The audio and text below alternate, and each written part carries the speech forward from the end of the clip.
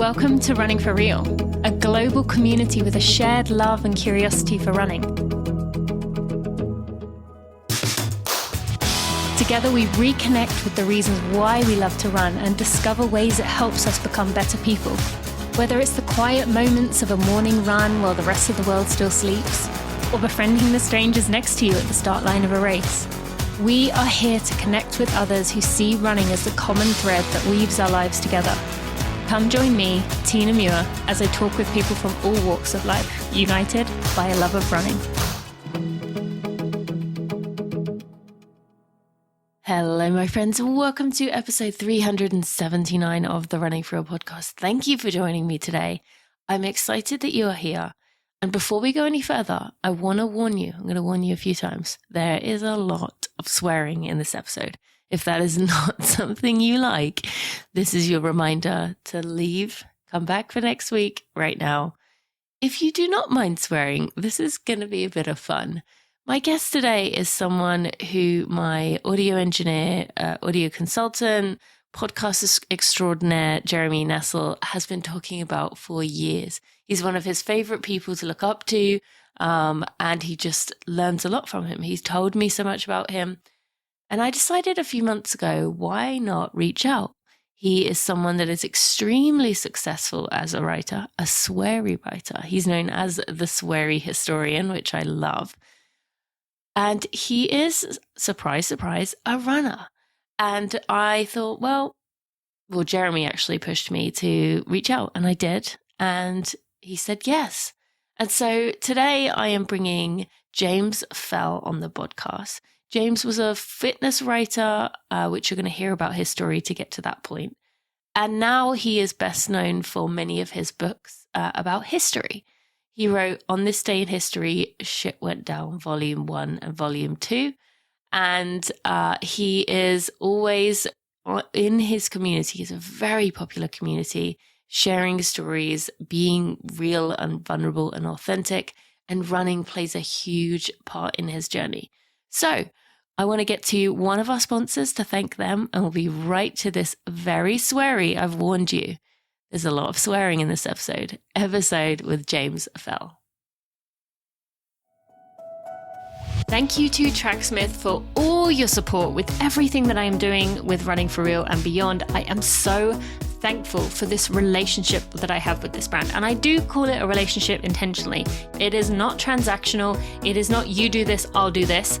We have a friendship. We're besties, and there is with good reason, because I believe in all that Tracksmith is giving to our community to make our world better. They do so many different things within the community to show support, to put their money where their mouth is and care. Because now we want to find brands that care about our world and want to make the world a better place. And Tracksmith is that company. In addition, of course, to making incredibly high quality products that are long lasting. And that is one of the biggest things we can do if you want to make changes to be environmentally conscious, is to get quality items that last a long time and can handle the toughness of the way that we as runners treat our clothes. I want to just tell you about a few of my favorite items. The Lane 5 shorts are my favorite shorts.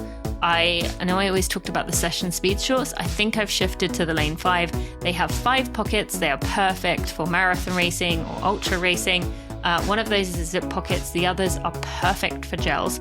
They sit nicely. They do not ride up, and they are just very comfortable. So those Lane 5 shorts I am really enjoying. We are also just about stepping into the stage where my fave item of all time with Tracksmith, the Brighton base layer, is just coming into its own. This is the number one product I recommend for people who are new to Tracksmith, the Brighton base layer. It is ideal for fall, ideal for winter, ideal for just taking with you anywhere. I do take it on most trips that I go on. So as a friend of mine, if you've never used Tracksmith before, you can use code TINANEW to get yourself $15 off your order at $75 or more. If you are a current Tracksmith customer, you can use code TINAGIVE, and that will give you free shipping, and you will make a donation to Track Girls on behalf of yourself to show your support. So thank you so much to Tracksmith for sponsoring this episode, for supporting me. I encourage you to go check it out at tracksmith.com/Tina.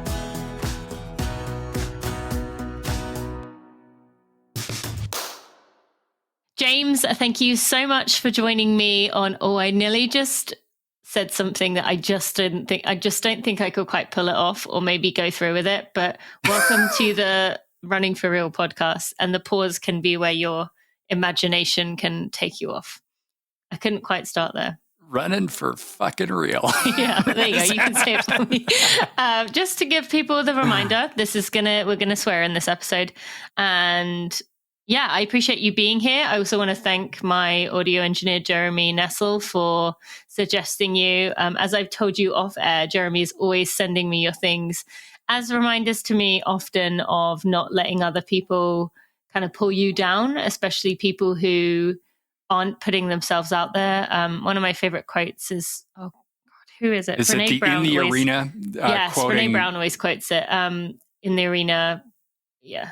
It's Teddy Roosevelt, I believe she's quoting about, if you're not in the arena doing the same type of work that I am. I mean, I don't know the exact quote, but this is what it boils down to, of basically, if you're not doing the same type of work, your criticism doesn't mean fuck all to me. So piss off.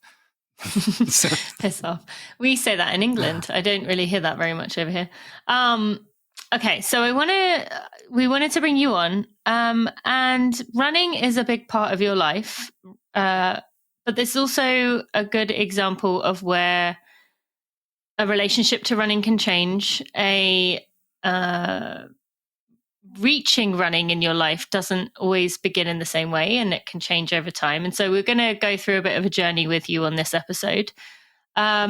But I want to first let you introduce yourself in the way that feels right to you. So to my audience who may not have heard of you, how would you like to describe yourself? Well, my moniker is the Sweary Historian. So I have I'm not a history professor. I have a master's degree, and I've been a full-time writer for 12 years, but only writing history. Actually, no, it's been longer than 12 years. It's 13, 14 years. And I've been writing history for the last 3.5, and I'm the author of a couple of best-selling books called On This Day in History, Shit Went Down. But prior to writing about history, I wrote about fitness. I was a fitness columnist for the Los Angeles Times and the Chicago Tribune. Mm-hmm. Okay, so let's work towards that, where running really starts to come in. We'll get to your sweary history in a little bit, but I want to begin there.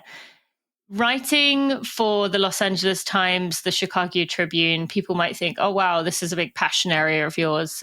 You must have really either enjoyed writing and learning about sports, about fitness, or it was an area that you just had an interest in. So was that the case?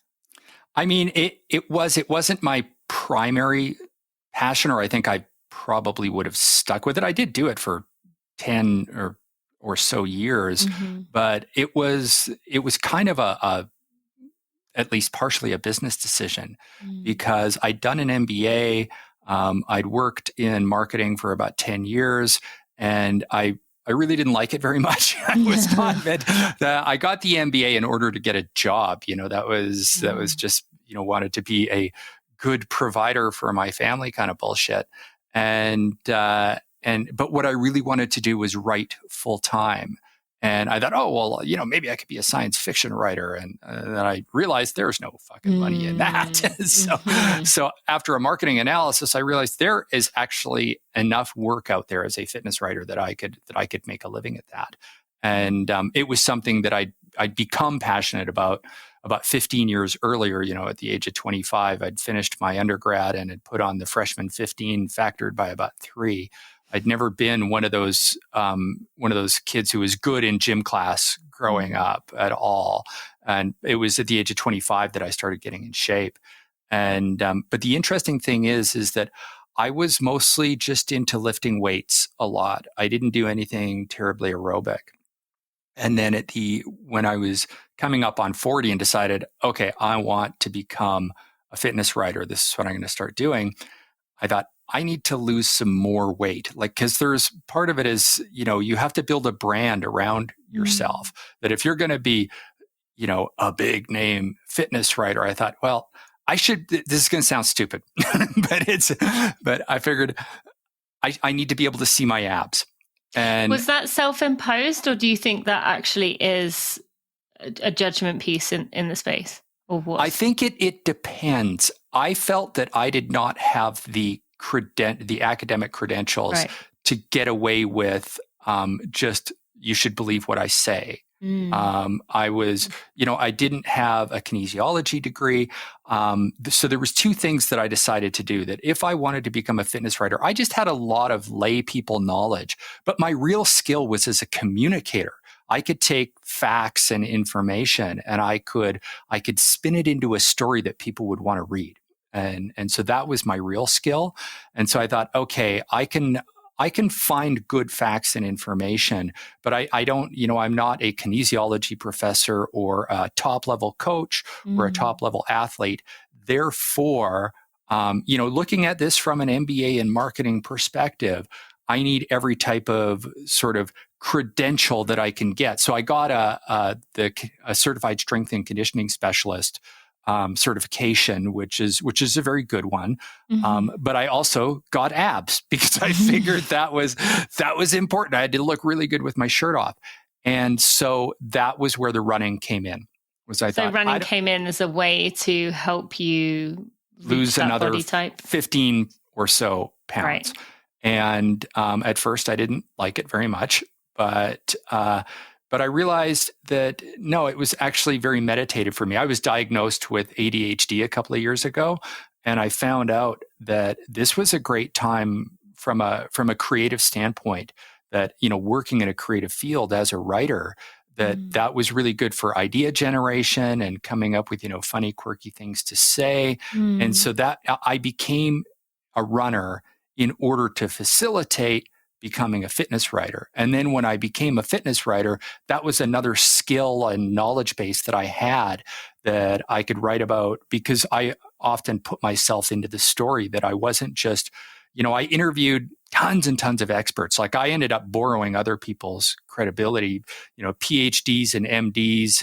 And I got to interview some of because when you're writing for the LA Times, everybody wants to talk to you. So I got to talk to some of the leading experts and athletes in the world, but I also got to talk about myself a bit. It's like where I was able to try some of this stuff on myself. And I talked about weightlifting, and I talked about nutrition, and I talked about running and cycling and that other kind of stuff too. Yeah. So, but that was how it started.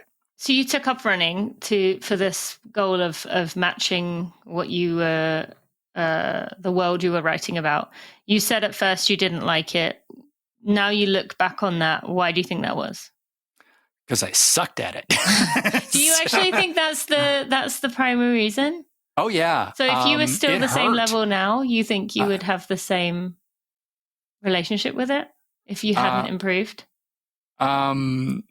Yeah, probably. I mean, it's the thing is, I was not a natural athlete growing up, and I do have quite short legs. My wife is, almost 5 inches shorter than me, and we have the same inseam. So I've got this long body and these really short legs, and I remember trying to, when I had some okay cardiovascular capacity from lifting weights, because I worked out pretty hard in the weight room, and I would go for a run, and I would run about 4 or 5 kilometers, and then I would hurt for a week. Like it would just, there was no flow the entire time. I was just thinking about how much pain I was in and how bad I was at it. And, but then I thought, okay, well, just stick with it. You were terrible at weightlifting at first as well. Right. And so I did persevere, and then it started getting easier and easier. And then it was like, all of a sudden, running a sub 50-minute 10K isn't that hard anymore. And then I realized I'd be out for a run and I would pass a lot of people, and very few people would pass me. And I thought, I'm actually pretty good at this.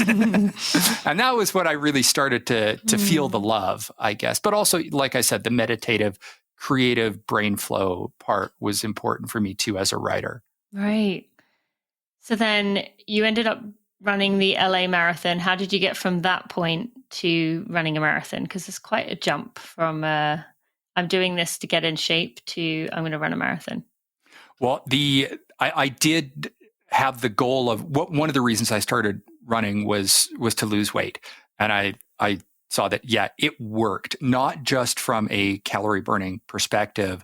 If anything, it was more running turned me into a better eater. It was, and I ended up doing a lot of research on this that, it was good in terms of, like I said, I've mentioned having ADHD, the impulse control through enhanced, executive function. And it was like an alternate reward. People with ADHD have sort of addictive personalities. And so by pre-sating the reward pathways in my brain, I was less likely to crave alcohol or crave junk food and things like that.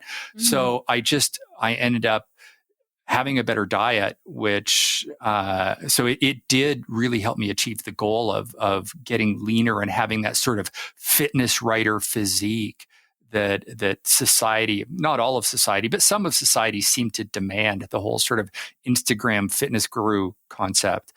And so then I started writing for a local magazine, and people thought I was really funny. And a year later, I'm the fitness columnist for the Los Angeles Times. And so now I'm writing about a lot of different things, including running. And so I'm running more and longer, but usually I'm Canadian, so I think in kilometers, usually not much more than about 15 kilometers or so. And then I thought, after I'd been there for writing for them for a year and a half, I thought I should run a marathon. I've been this fitness columnist for, the newspaper for LA is like fitness mecca. I'm going to run the LA marathon. So in January, I started training for it in the middle of March. And I thought, well, I'm going to run a sub-4 because that's a goal that a lot of marathoners have. And all these experienced marathoners are like, no, don't do that. Your goal is to finish. Yes. And I'm like, you don't understand. I'm writing about it for the Los Angeles Times. I'm going to run a sub-4. And they're like, you're going to regret it. You're going to blow up and, you're going to fall apart at the wall at 20 miles. And I'm like, okay, thank you for your advice. And it was fine. It was, my splits, all my 10K splits were within like 15 seconds of each other because I picked a cruising pace. That was, I'm not one of these guys where their speed changes when I run long distance because my brain goes into one of those sort of creative flow places and I pick a speed and I just get at my 5.5 minute kilometer cruising pace. And it was, I finished at a 3:52 and I was ecstatic with that. Yeah. And yeah, so that was my first marathon.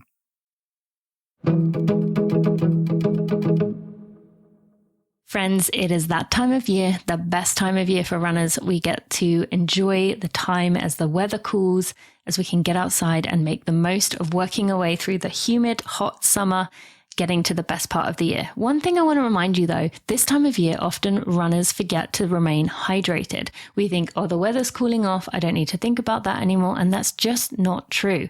Regardless of whether you're a heavy sweater, a light sweater, or anywhere in between, you need to make sure your electrolytes are staying well topped up because you are a runner and you are sweating. If you're not sure if you're a heavy or a light sweater, definitely go use that fuel and hydration planner that I will give you a link to in the show notes. It is free by Precision. You don't have to use Precision products to use it. I definitely encourage you to go check that out.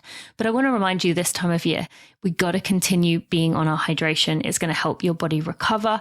It's typically used by athletes to stay hydrated and recover faster after intense exercise. So if you have a goal race, you don't want to let it slip out of your hands now by not taking care of your hydration when you've done so well all summer.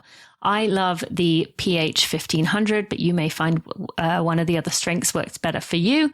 As a friend of mine, you can use code Tina Sent Me to get yourself 15% off. That's code Tina Sent Me. And that applies to the hydration, that applies to the gels and all the other things that I have talked about and used in my races this year.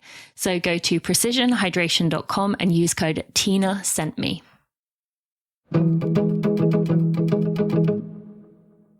Okay. So you ran your first marathon, you defied all those people that said not to. And I would have been definitely one of those people that would have been like, don't have a time goal attached. But good that you were able to do that. And so then what happened from there with your running? Then I went back to the, 10 to 15K. I always preferred to stick to that 10 to 15K sort of distance, because beyond that, I would start to get bored. That I can ride my bike for hours and hours. I can go for a 4-hour bike ride because the speed, the adrenaline rush from the speed and the scenery changes so much that I don't get bored. But with running, after about 75, 80 minutes, it's like, I don't want to do this anymore. And, it's like, it's not quite as exhilarating enough. Yeah. But then I think it was April 15th, 2013 was the bombing of the Boston Marathon. And prior to that, when I'd finished in 3:52 the previous year in LA, there was some of my marathoner friends were saying, and these were Boston qualifiers, were saying, wow, you did really good for your first marathon. You should qualify for Boston. And I looked at the times for I was about to turn 45. And I looked at they chopped 5 minutes off. And so I looked and I saw I had to get a 3:25 was the time that I needed. And I said, no fucking way. Like that is just, that was like averaging about a 48-minute 10K for 4 and a bit in a row. And I just said, I can't do that. That is too painful. And I'd actually written an article, I think it was in 2011 for the LA Times, trying a quest to get a sub 40-minute 10K. and I picked a really shitty race where it was very hilly and windy and you had to like go out and back. So you're coming back through a whole crowd of people that are taking up the whole path. And I didn't make it. I got a 41:51 and I came in third, but it was, I'd already failed in that one quest. So I said, no, I'm not going to try and do that. But then everything changed with the bombing, which I mean, I did end up writing about the history of that in my first history book. And after that, it was like, shit, like there was tears in my eyes because it was such a horrific event that why would somebody do such a thing? But at the same time, I started to think pretty quickly that it was important.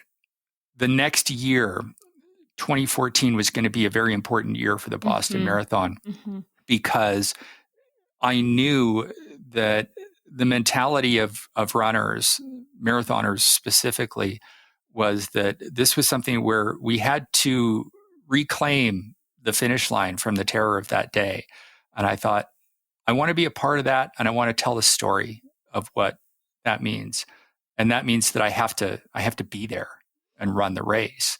And there wasn't enough time for me to qualify not only just qualify, but beat the sort of buffer zone that they put in. So I ran on a charity bib. I raised money for the Alzheimer's Association. But I figured I also wanted to qualify. But there were people that I think that year they had to beat the qualifying time by about 2 minutes, and they had to do it, by early September. And I thought, okay, well, I'm going to run a race in mid-October. And I figured as long as I make the qualifying time by 1 second, that'll be good enough. So I that entire summer was all about training, and I ran in Victoria. I think it was October 13th, and I made the qualifying time with 29 seconds to spare. Nice. I barely made it. My last kilometer, I was falling apart. It took me 6 minutes to run my final kilometer because I was just exhausted. And there's quite hilarious video of me crossing the finish line because I actually I collapsed and crawled the last 3 feet. Oh wow! And it wasn't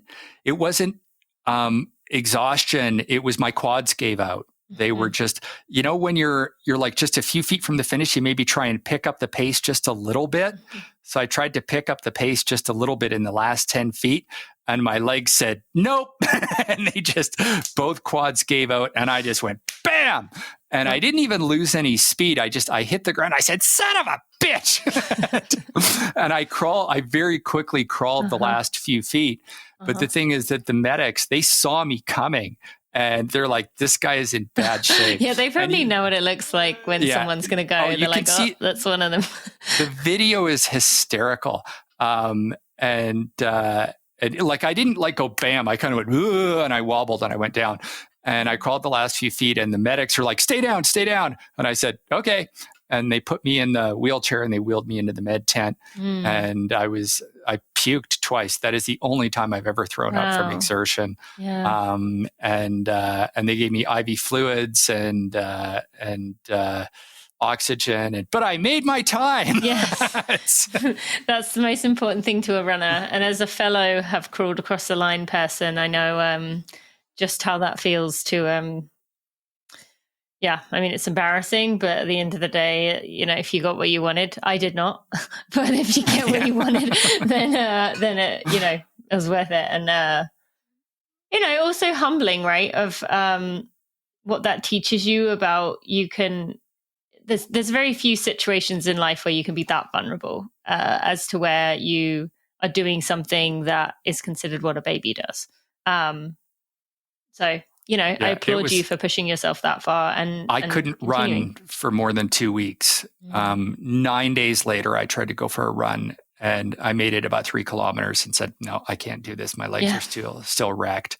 And it took 16 days for me to properly recover where I could run a 10K. And I was pretty messed up. I mean, that night I did, afterward, I went back to the hotel and sat in the hot tub and drank about 3 giant bottles of Gatorade, and then I went out to the pub and had a few pints. But yeah, I was definitely, you talk about the next day marathon shuffle, post marathon shuffle. That was bad. Like I was a mess. I had just destroyed myself to make that time. And then, so when I did run Boston the following April, it was, I had 3 goals. And I didn't wear a watch. I decided that, okay, my previous marathon was always looking at the GPS. This time I'm not doing that. I'm not even going to wear a watch. And my goal was, number 1, finish the race. Number 2 was have a good time. And a distant third was, if possible, get in under 4 hours. And I knew what a sub 4 felt like. And that's, I accomplished all 3 goals. My wife we stayed near Heartbreak Hill, 6 miles from the finish. And my wife was there. She waited. We'd picked out a spot the day before where she would be waiting so I could find her. So I, snuck in with 6 miles left for some kisses. And she said, I think you're on time for a sub 4. So you should keep going. And I think you can make it. And I was like, oh, cool. Thanks. So that just sort of reinvigorated me for the last bit. And I got a 3:57. So wow, awesome. It was a nice, fun, and I was way better trained than for my first marathon. And so I did it was like an easy sub 4. And I finished it and I felt great, and I wasn't a mess the next day. But I spent more time working than it took to run the marathon because it was a big media event.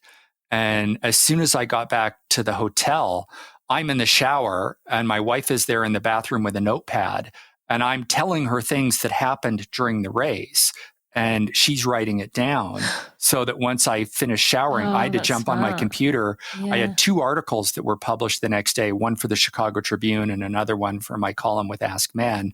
And I'm like picking and choosing what goes in which article. And so I had to write those articles and send them off. And then I did 4 different interviews about the race. I think I did 2 radio and 1 for a newspaper and 1 that was like a TV interview. And so, yeah. And then finally, by dinner time, I'm all finished working, and I went out to dinner with my wife and some friends and had a few pints. And then I'm like, okay, I'm tired. I need to go to sleep now. No surprise. I don't know how your brain was functioning. I've had a few occasions. So my email newsletter goes out on a Monday, and Boston is on a Monday. New York is on a Sunday. I struggled definitely the Monday to get any coherent thoughts out, but even the day after. So yeah, that's impressive that you had the space to be able to write something for one of those publications where it can't just be spelling errors and rambly sentences. Yeah, I mean, I had so many columns on the go that as a full-time writer, like that was pretty much all I did, that I'd gotten really good and efficient at cranking out work. So, and the two columns, the two articles, they were half written already before the race. Okay. And then the second half was the point by point, like not every mile, but like at mile 2, this happened. At mile 5, I saw this. At mile 8, I saw this. So it was mostly just the point by point, and then just deciding, okay, this is for this article and this is for this article. Yep. Still hard work, regardless of how you look at it. Okay. So then I want to jump ahead to you and running had maybe not a disagreement, but you drifted apart for a while. Yes. Or you can, share your story in the way that feels right for you with that. What happened to, the connection that you had after that moment? Well, I'd mentioned that I'd gotten into running in order to, become a fitness columnist, that they kind of went hand in hand. And 2014 was the last marathon I ran. After that, I went back to, the 10 to 15K distance. But I'd still kept it up and was still, keeping my leanness. And even as I got into my 50s, I was still staying quite lean and running lots. But then in 2019, I'd had a book published. It was a science-based analysis of the life-changing epiphany called The Holy Shit Moment. And it fucking tanked. So it was, I was proud of the book. I'd put a lot of work into it, but it was not what the market wanted. They wanted rah, fluff, you can do it kind of stuff. And they didn't. Wait, I want to pause on this for a second. So when that was happening, like you can say that looking back now, but were you able to register that at the time? Like, were you able to be aware of this, or were you kind of in denial, or like, what does that look like when you're in the middle of that happening? Well, when I became a fitness writer, one of the reasons I got into it was because I wanted to change the genre. That I thought there was a lot of bullshit out there. I became the fitness writer that I wanted to read, and it worked. That it was what got me a column in the Los Angeles Times, and then another one in the Chicago Tribune that was being republished around the world. And so I kind of started to believe that I could change the scope of things. And after about 10 years of doing that, I wanted to grow even more. And I'd written a lot about motivation. I would write about some technique stuff and weight loss stuff, but to me it was important for people just to find something that they were really passionate about. So I read and wrote a lot of psychology of cognitive behavior change. And I had experienced a number of these life-changing moments, like I'd experienced them around fitness and around other things that where I was just imbued with this overwhelming sense of drive to accomplish this goal. And I thought, that could actually make a good book. And so that's why I decided to write this book. And I really analyzed the shit out of the science behind it. And as it turned out, it wasn't something that people were really interested in. And so the book, I mean, it wasn't a complete bomb, but there was, I had a big social media following, and I had all these major papers that I was writing for. So I got a pretty big advance from a major New York publishing house, and it didn't meet with expectations. So it was, a year later, in hindsight, I realized kind of why it failed and how I might have been able to do it differently. And so in early 2020, I was devastated because my writing career was on life support. There was, my agent basically said, the reality of publishing is you're only as good as your last book. And I can't sell you anymore. That, they took a chance on you, didn't work out. Best of luck in future endeavors, kind of thing. Oh, yeah. And I thought, okay, I've been doing this. I've been out of the workforce for, I haven't had an actual real job for 9 years. And so I thought, well, I'd done a moderate amount of public speaking. I was pretty good at it. I knew there was good money to be made in public speaking. And I thought, okay, well, I can just take these learned lessons and start building up my motivational public speaking kind of career, and I can make money that way. And eventually I will find a way to find my way back to writing. That was the plan. And I'd started booking speaking gigs and the money wasn't that big, but I knew that eventually I could make a go of it.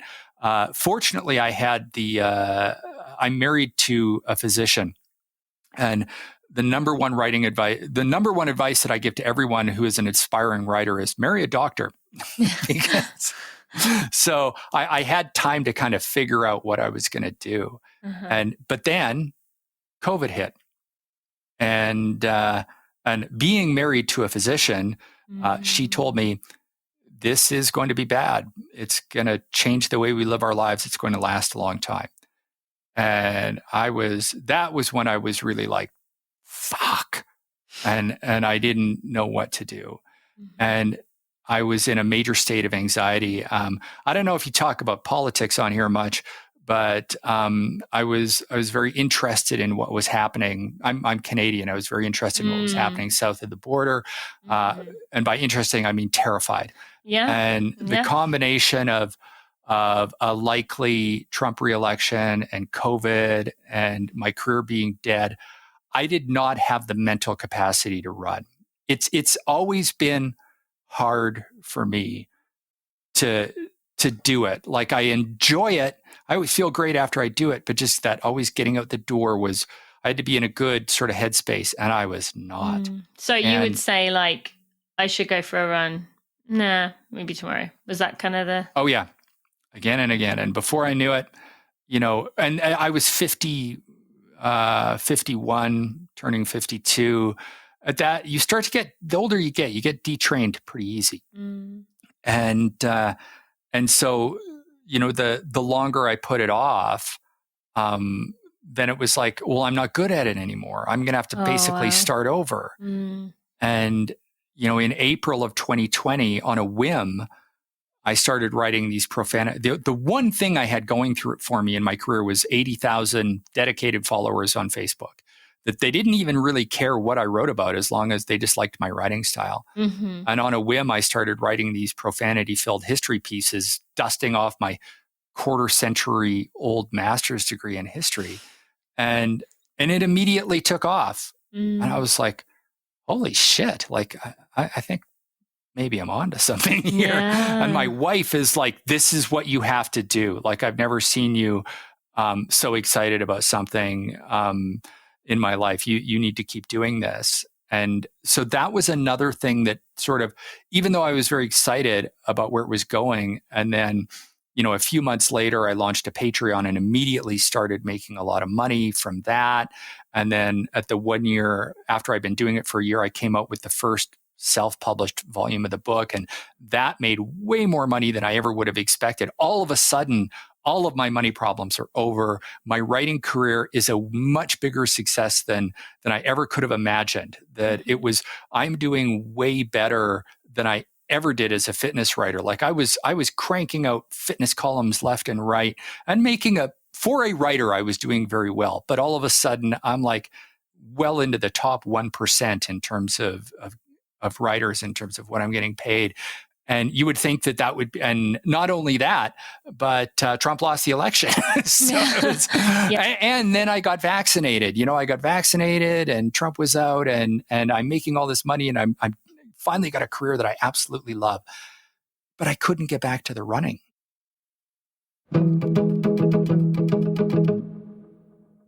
Thank you to AG1 for sponsoring this episode of the Running For Real podcast. I have been using AG1 for Well, since 2019, which is coming up on 4 years now, and it's going to give you those essential nutrients for long-lasting benefits.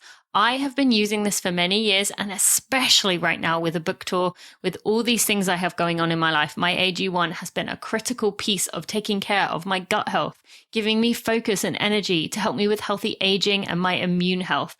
I love that it is 1 scoop in some water every morning. It is the first thing I do. That's going to give me 75 high quality vitamins, minerals, and whole food source nutrients. It's that comprehensive nutrition in 1 simple scoop.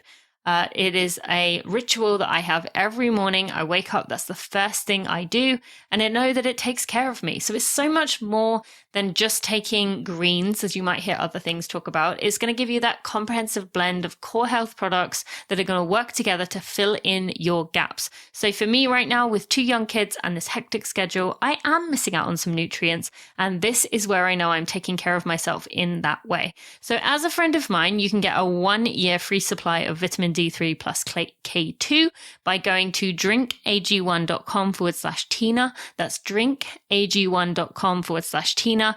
It is going to make it so that you have 1 thing to take. It will take care of you. It'll be there for you. You can take it on the go. We're going to give you that 5 free travel packs when you go to drinkag1.com/Tina. I've been loving it for years. And those of you who have been signed up for a while would have seen that you got a goodie recently. Anyone who was an AG1 user when my book came out will know that you got a copy of the book as a gift from AG1, and that just speaks to the kind of people they are. They care about you, they care about me, and they care about the world. So go check it out at drinkag1.com/Tina.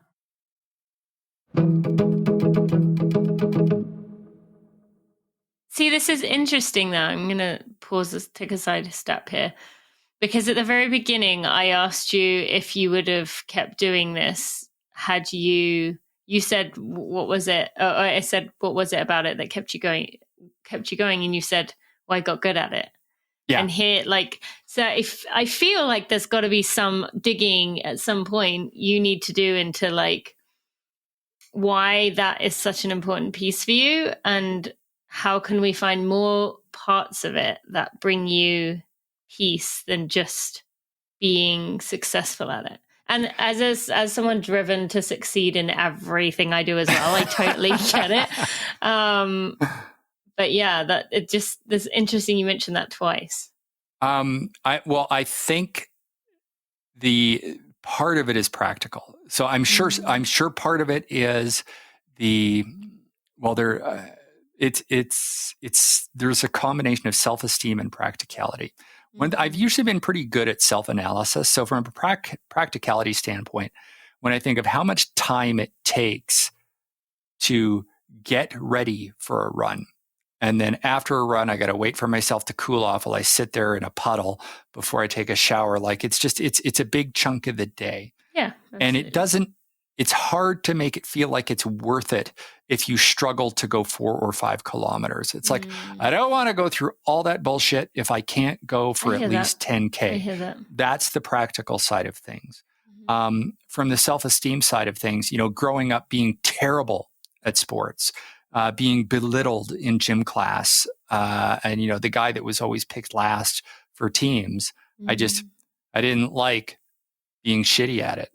And so it was, I knew eventually that I would get back to it.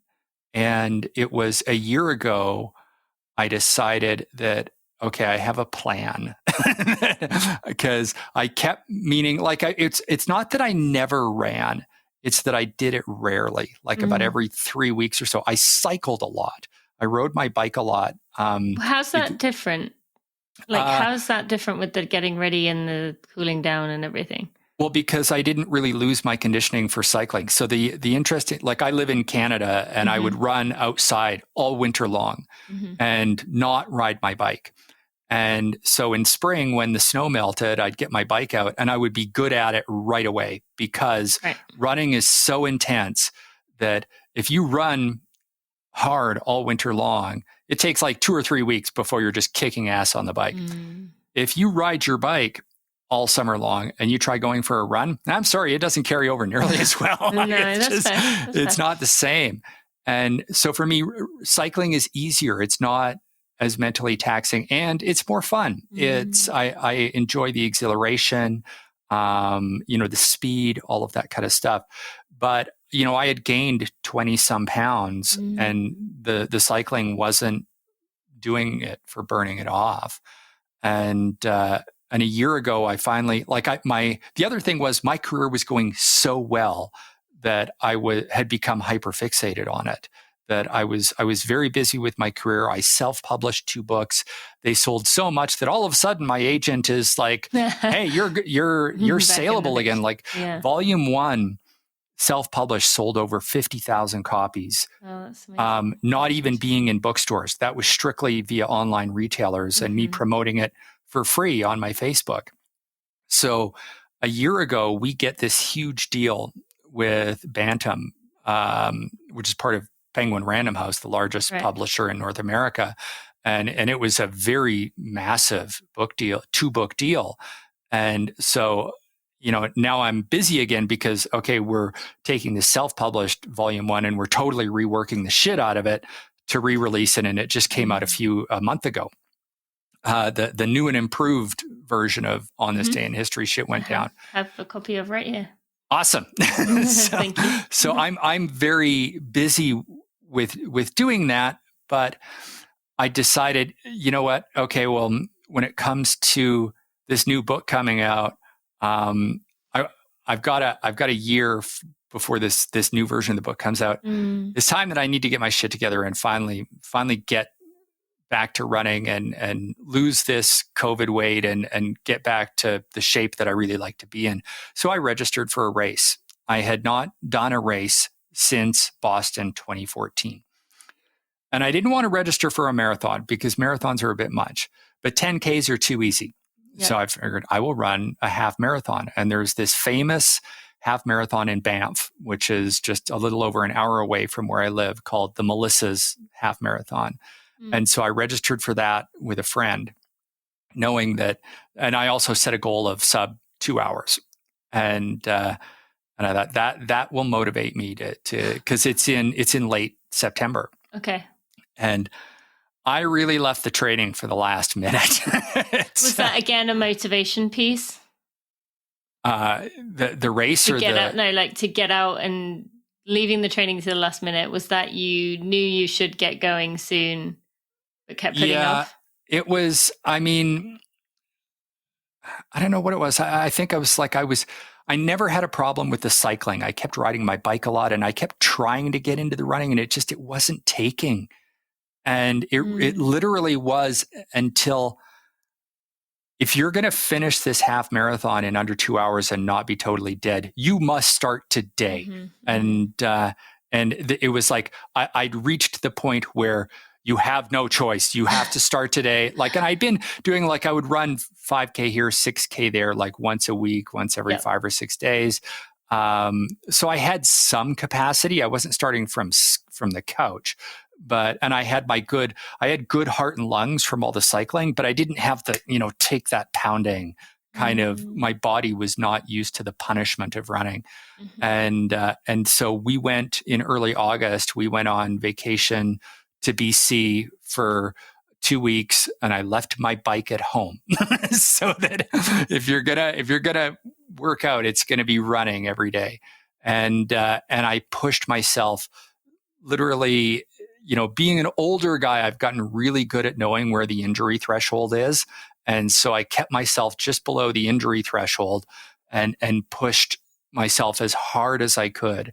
And then when I got back home, by the time I got home, I could run a 10K at a 5:25 was the average pace that I was doing. Okay. And we get back home, and near my house is a very hilly route. And I thought I'd never run this race before, but I thought, well, maybe it's a bit hilly, but I didn't think it was that hilly. So I kept training this really hilly route. And I got to the point where, 5-6 days before, I ran a 16K at an average 5:26 pace on this super hilly route. And I thought, now I'm good to go. I'm going to kick ass in this half marathon. And everything went perfect. It was fine. I ran the race. It was beautiful. It was not hilly at all. It was totally flat. It's out in Banff, which is one of the most beautiful places in the world. Yeah. It was fun. I ran a 1:53 and I felt great. Like I wasn't exhausted. And then that night, everything went to fucking shit. So we had a health complication that evening, and now you're in a place where something needs to happen in order to move forward. So do you want to give a little more insight into that, and then we'll kind of... Yeah, sure. So I don't want to provide the exact details of what happened, except that it didn't have anything to do with the running. My wife, the physician I mentioned, said that may have accelerated things like by a week, the stress you put on your body, but it really didn't have anything to do with it. It was more coincidental than anything else. That night I started to experience tremendous pain, and 36 hours later, I'm in so much pain. It's like, I can't go on like this. We need to go to the ER. So we go to the ER, and well, as someone who studies history and mocks people who, think of how great things were in the old days, shut the fuck up.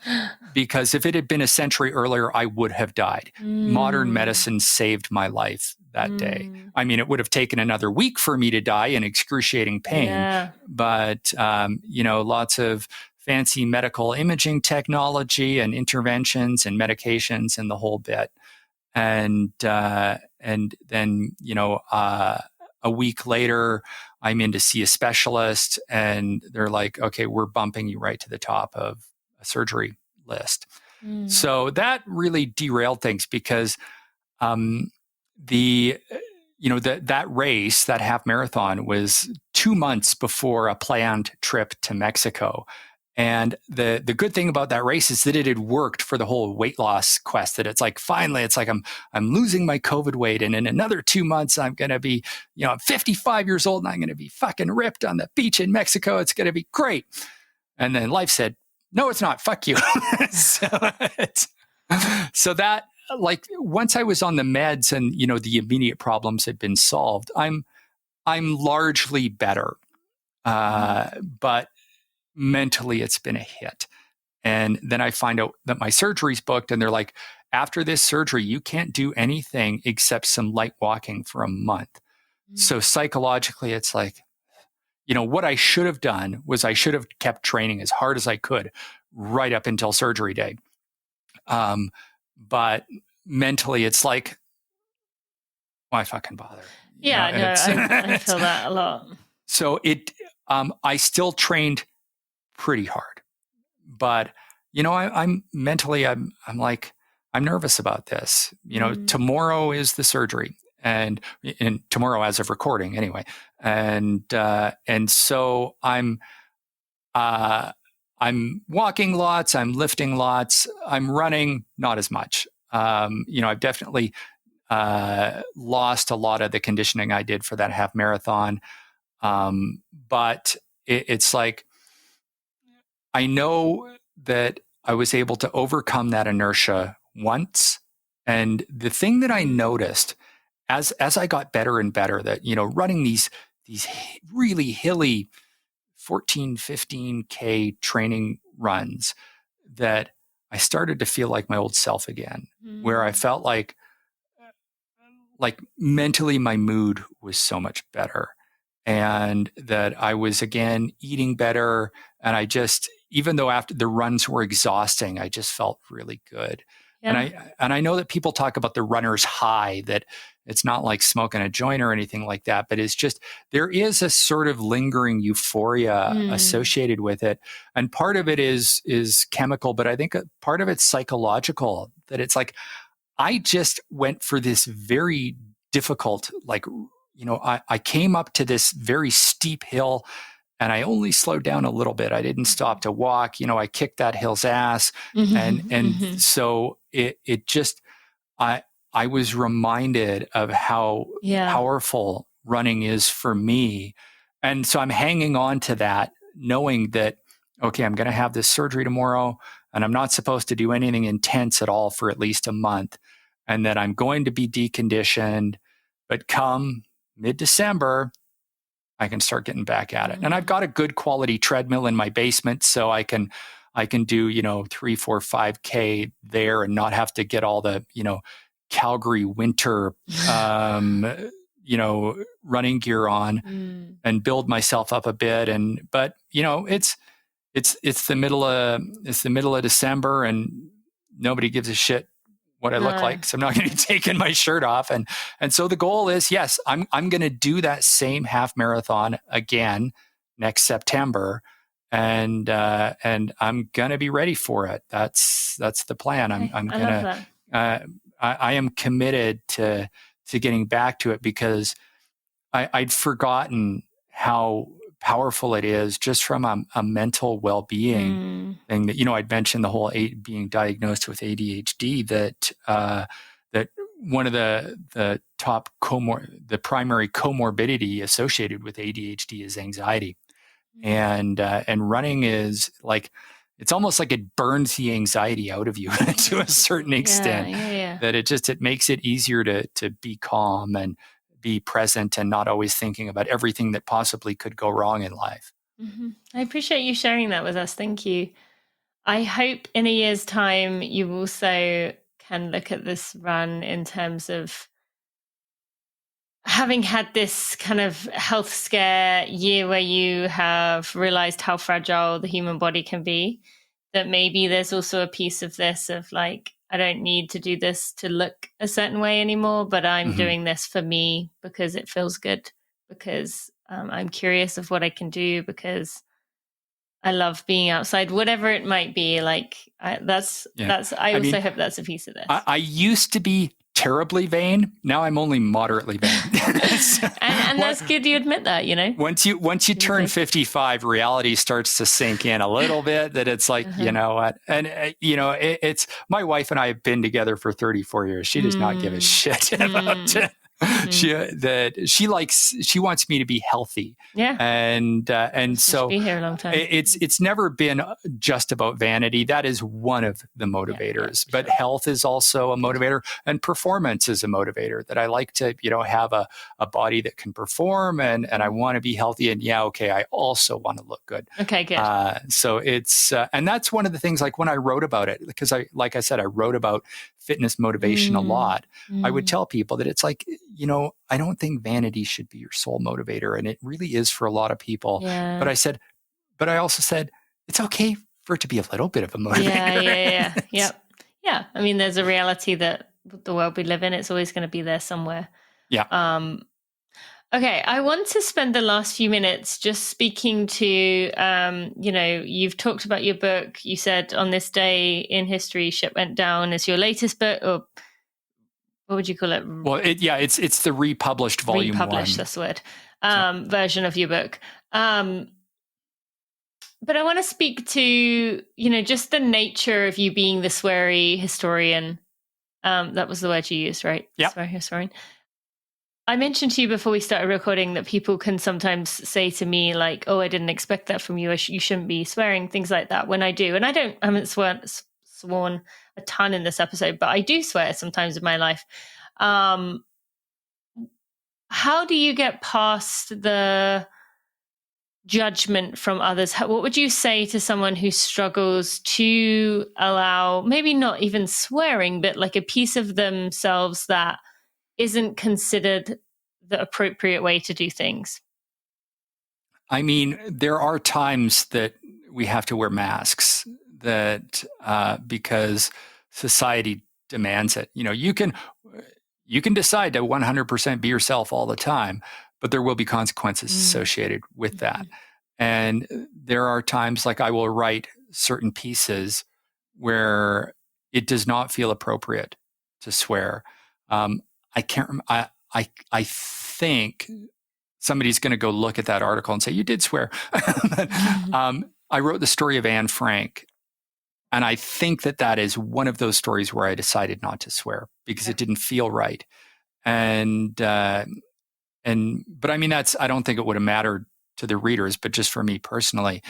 But yeah, I think that for me, when it came to changing what it was that I wrote about, I would get so many people that would insult my intelligence and insult my literary skill, saying you have to swear in order to be popular. And I was like, motherfucker, I wrote for the Los Angeles Times for 10 years and they let me get away with hell twice. And that was it.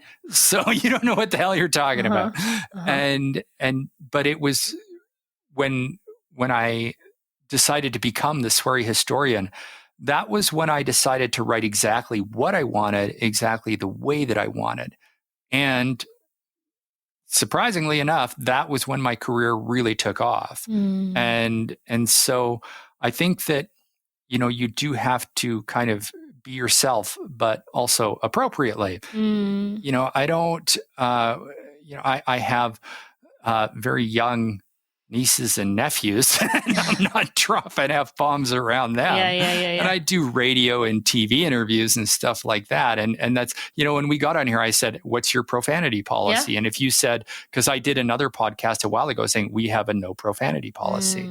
And I said, like, no problem. I was the weekly fitness expert for a local radio station for 2 years, and I didn't swear a single time. And, I just had a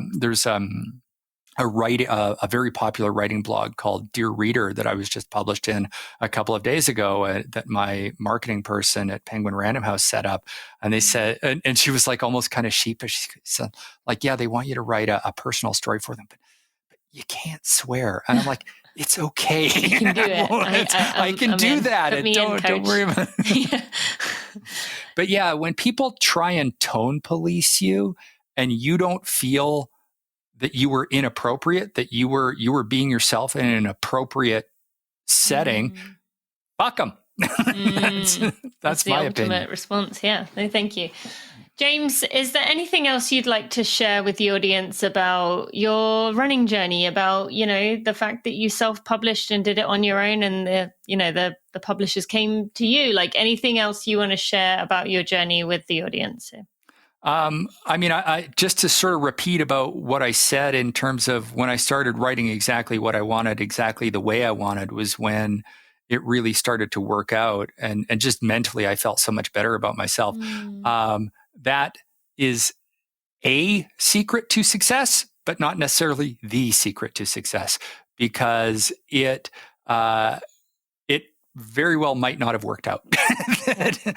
I acknowledge that I was very lucky that I came up with the right idea at the right time and the right voice, and also very privileged. I think that people need to acknowledge that, I was privileged to be able to, get the education that I did, the master's degree in history, plus the MBA, which, allowed me to sell my work, to promote my work. Having access to that type of education, having a very supportive and well-paid spouse, there's a lot of privilege and a lot of luck associated with that type of stuff that I just want to acknowledge and be grateful for. That I think a lot of people, they just say, oh, it's all about hard work, pull yourself up by the bootstraps. Yeah, I worked hard. No question, but I was also privileged and lucky, and I don't think enough people mention that just because I did it doesn't mean that everyone else can, because I came from a place of good fortune. Thank you so much for sharing that. I appreciate that insight, and that's a really good message for us all. Final question. I agree, even though I don't know why. But what's wrong with Caillou, whatever his name is. The little boy, right? Is that what we're referring to here? Caillou, we for don't those have who that don't show know. over here, but I just know what I know is the little boy who's got like no hair. Yeah, Caillou. But the joke that I say is, people say, oh, it's like, oh, he's this cartoon children's show character who's bald. And people kind of joke, oh, he has cancer. And I'm like, he doesn't have cancer. He is cancer.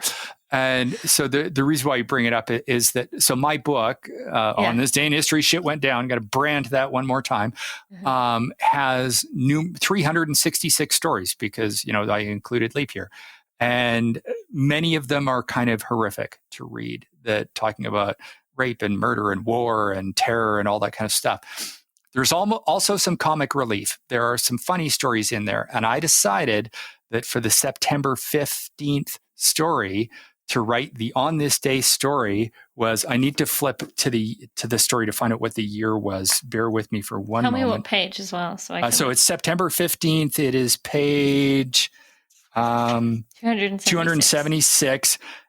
On September 15th, 1997 was the very first episode of the children's TV show Caillou. Wow. And I refer to him as a sniveling little fuckstick because it is the most annoying children's show. It's worse than Teletubbies. And any parent that has been subjected to this, which me as a parent, that, I had little kids around that time, they're adults now.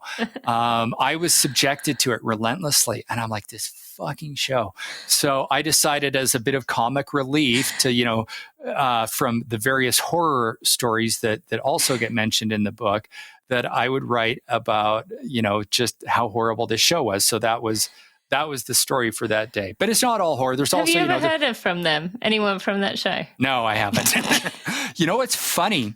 So we're doing the republishing of the book. And I'm talking to my editor, Mary, who I adore. She's wonderful. She made the new version of the book so much better. But she suggested getting rid of the story. She's like, this isn't really historical. And I'm like, okay, yes, I agree. It's not, but two reasons.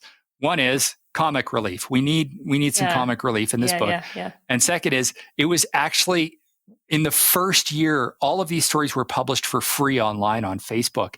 It was like the second or third most popular story of the entire year. Yeah. It absolutely went viral. There was like almost 1 million people read it. It just blew up. And I said, this story was so popular, it resonated with so many people. Yeah. And she's like, okay, fine, we'll keep it. Oh, that's so funny. That's so funny. Yes. I have not watched that, but I do know the thing of, like, even things that you do, like, that are somewhat okay for kids stuff, after the 87th time, you're like starting to see all the bad traits in those people, in those characters, and you're like, God, you're so annoying. So yes, I will have to check that out just to see it. But okay, James, thank you so much for sharing with us your story, for just the work that you do, for bringing people just this, important information that is brought to us in a different way, that isn't dry and easy to skip over. History has always been something I've struggled with. And so I am enjoying digging into this to actually not have it be. Yeah. Can I read one very short piece? Not an entire history piece. I want to read what resonates with a lot of people that makes them decide whether or not this book is for them. All right. Is the opening paragraph of the author's note. So before the book starts on January 1st, obviously, but there is a brief author's note that I just want to read very quickly so people can decide if this book is for them. Amazing. Do it. So this is how it goes. I can't believe I have to say this, but Nazis are bad. Bad before World War II, bad during, still bad now. The worst kind of bad. There are no very fine people among them. If you disagree, you won't like this book. Also, fuck you. That's the fuck you to the people who disagree that Nazis are bad. Yeah. So yeah, if you're okay with that, then maybe you'll like the book. Yes. No. I think that I got to ask, like, how did that? Did you have that idea all along that you wanted to do something like that, like a piece to kind of sift through, get rid of people right away? I mean, my writing had always been polarizing, even back when I was a fitness writer, because I was a big myth buster. I was big into busting, low carb diets violate the laws of thermodynamics and gain a pound of muscle a day and lose a pound of weight a day. So the miracle magic supplements, all that kind of stuff. So my writing was always polarizing from day one. I was always exposing bullshit. And then when it came to writing the Sweary history, I did it from a very sort of liberal perspective, that I didn't try to be objective. I was very opinionated, and I still am. So I just, I was opinionated about fitness, and I was opinionated about history. And that a lot of that came from a writing mentor I had long ago, who said, if you try and please everyone, you're going to end up pleasing no one. So true. And so that was, I figured that people would read that and they would either say fuck yes or fuck no. Yeah, no, good way to sort through people. Then you got your people along the ride. Thank you so much. I will put lots of links in the show notes for people to go find your Facebook group, find, of course, the book.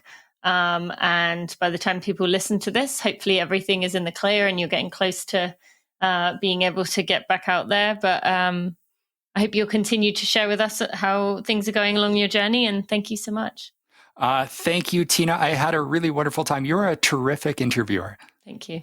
I will say, you mentioned, was it you or is it someone else I was talking? No, I think it wasn't you. I'm gonna embarrass myself now, because someone earlier I was talking to was like, "Oh, Malcolm Gladwell gave a quote for your book," but that wasn't you. So now that feels irrelevant. I was going to say, well, Malcolm said the same thing. But now I've just made myself sound very arrogant. Oh, no, that's praise that absolutely should be sung. He's very famous. And from what I understand, a hell of a runner. Yeah, he is. Yeah, he's definitely a running nerd for sure. But I appreciate that so much. Thank you, James. And look forward to following the journey in future. Thank you, Tina. Before we go any further, I just want to give a quick shout out to the Running for Real team. Without them, I would not be able to do barely anything compared to what I'm able to do today. They are behind the scenes. They are there for me. I am just so appreciative of them. To Jeremy Nessel, our podcast editor, audio consultant, and someone who's been with me since the start. To Sally Pontarelli, our content and operations manager, who is there day to day doing all the things to help me be successful. To Kelsey Wang, our head of design, and Louise Murphy, our associate designer. And finally, to Sandy Gutierrez, our photographer and content strategist. I am appreciative of all of you and wouldn't be able to do what I do without you. I hope you enjoyed that episode. I had a lot of fun. And if his book is one that you think you or a family member will be interested in, I feel like that's something a little bit different. He gave me a copy a few days before the interview, so I'm looking forward to diving in. As I'll be honest, history is not something that I typically read about, but we will see if this version is any different. I'll put links to the book and to all of James's social media in the show notes by going to runningforreal.com/episode 379. I also will have links to our sponsors there. Tracksmith, you can get that $15 off $75 or more with code TINANEW. You can also use Tina Give to make a donation and also get free shipping. There's also 15% off Precision Fuel and Hydration there. Or you can use the code Tina Sent Me. And AG1, you'll get that free 1-year supply of vitamin D3 plus K2. Thank you so much for listening, my friends. I will see you next week. And be ready. Episode Together Run 100 may have already come out. It may be coming out. I cannot wait to hear what you think. Thank you so much for all your support. I'll see you next week.